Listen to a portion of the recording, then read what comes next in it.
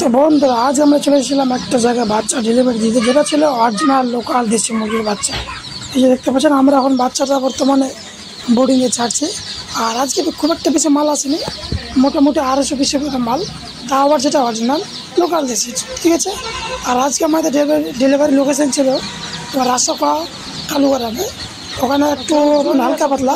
এই যে দেখতে পাচ্ছেন, ফার্মটা খুব একটা বড় না, ছোট্ট একটা ফার্ম। আর উনি একদম যা কিছু সিস্টেম করেছেন নিজেদের একদম মানে বাড়ির মধ্যে, ধরতে গেলে এটা একটা বাড়ি, এর মধ্যে উনি সব কিছু সিস্টেম করেছেন।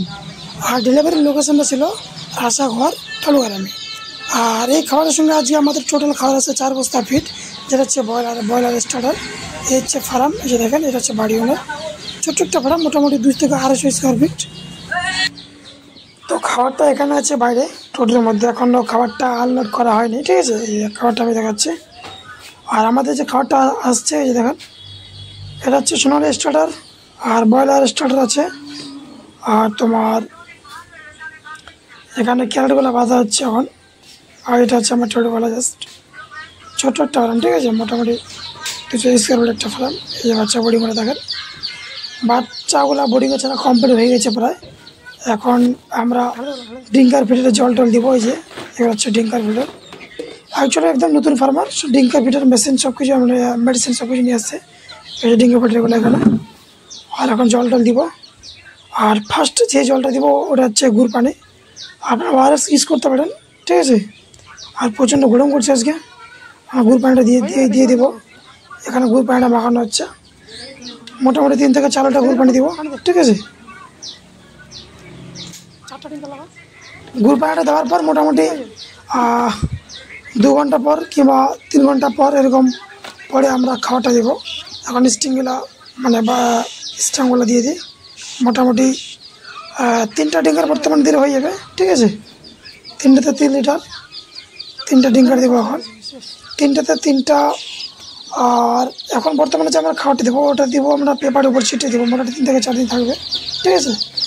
এখন জলটা দেওয়া হচ্ছে ডিঙ্কারে করে, আমার টোটোওয়ালা দিচ্ছে। এই যে যদিও আমি এখানে আসতে পারি আসার কারণ হচ্ছে একটা, যে ফার্মের যে মালিক, যে ওনার, সে বাড়িতে নেই। আর ওনার স্ত্রী আছে বাড়িতে, ঠিক আছে।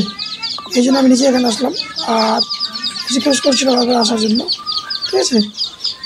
তো এখন গুড় পানি দেওয়া প্রায় কমপ্লিট হয়ে গেলে এখন আমরা বাচ্চাটাকে খাবারটা দেবো।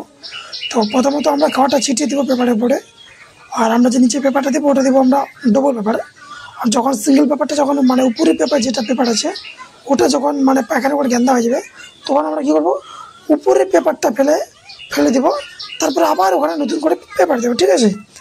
এরকম খাওয়াটা মোটামুটি আমরা 3 থেকে 4 দিন দেবো পেপারের উপরে। তারপর পেপারটা উঠিয়ে 3-4 দিন পরে ধানের তুষের মধ্যে মালটা থাকবে, তখন আমরা খাওয়াটা দেবো ফিডারের প্যালেটে, ঠিক আছে।